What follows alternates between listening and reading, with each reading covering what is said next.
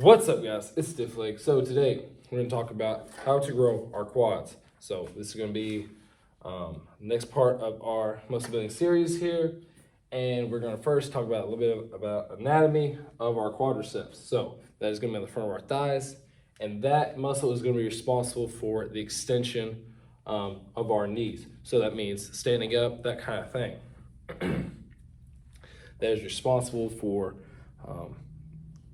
pushing the ground away from us whenever we're standing up, that kind of thing. All right. So to go forward with this, how can we grow our quads here? All right.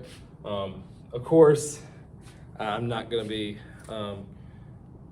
too extravagant, too special here. That is going to be mainly with squats. All right. I'm not too particular on what type of squats that we want to do though. So, that could be a back squat, a hack squat, a front squat, really any squat variation that you feel comfortable doing and that you have access to. Obviously, if you're someone that's competing in a powerlifting thing, you are going to have to back squat, so you probably would be smart to practice that. But if you're not competing and you're just wanting to grow your legs, there's really a lot of different options to you, whatever you guys feel the most comfortable with. I, of course, am a little partial to back squatting because I'm more on the powerlifting side of things, but I also recognize that some people's build, a back squat might not be your best way to grow your quads. In fact, the best way could be a front squat, a hack squat, something like that. Could be a Zercher squat. So it's on you just to kind of figure out what squat variation you think suits your body best. Whatever you can do the most comfortably and you can slowly progress on, right? For some of you just starting out, it might just be body weight squats, and that's completely fine. So that is going to be our main bread and butter here, though. Few caveats. Whenever we are squatting, we are doing it for quad growth. So we want to really try to get our knees as far in front of our toes as we possibly can. All right, we want to shift all the weight onto our quads and take the weight off of our glutes. All right, so this is particularly for growing our quads. If you were just someone who wanted to get better at, per se, squatting, that could be a different how you would squat. But for this particular reason, we want to keep our torso as upright as we comfortably can, and we want to really push our knees out in front of our toes. For some of you, this will be absolutely no-brainer. That'll be the most comfortable way for your squat. For some of you, like me, you're going to have to fiddle around with things and try to find a way that you can best target your quadriceps.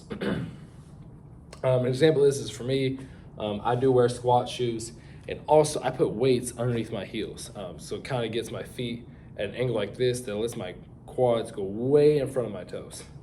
Some gyms even have like special ramps. I know my gym does, to where you can really push the knees in front of your toes.